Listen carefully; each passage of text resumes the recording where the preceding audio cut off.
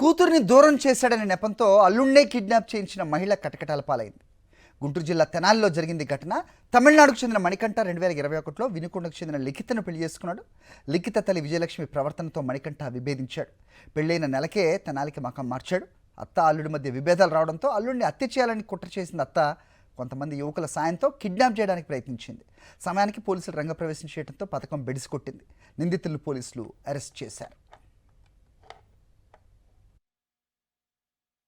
మణికంఠ దగ్గర కంప్లైంట్ తీసుకొనగా ఆయన కంప్లైంట్లో చెప్పిన అంశాలు ఏంటంటే, వాళ్ళ అత్తగారు అయినటువంటి తిరువాయిపాటి విజయలక్ష్మి 2021 సంవత్సరంలో తన కూతుర్ని లిఖితని ఈ మణికంఠకి ఇచ్చి పెళ్లి చేసింది. అప్పటి నుంచి కూడా ఇతను 16 రోజుల పండగ రోజు వాళ్ళ ఊరు పోతే ఆమెతో కొద్దిగా విభేదం వచ్చింది. అప్పటి నుంచి కూడా మీ అమ్మతో నాకు విభేదం వచ్చింది కాబట్టి నువ్వు నాతో పాటు ఉండమ్మని ఇక్కడ తెచ్చేసుకున్నాడు తెనాలి. ఆ తర్వాత వాళ్ళ అత్తగారు చాలాసార్లు ప్రయత్నం చేశారు తన కూతుర్ని తీసుకుపోవాలన్నటువంటి ఉద్దేశంతో. వీళ్ళందరినీ ఒక కారు తీసుకొని వచ్చి అతన్ని బలవంతంగా కిడ్నాప్ చేసుకొని తీసుకుపోయి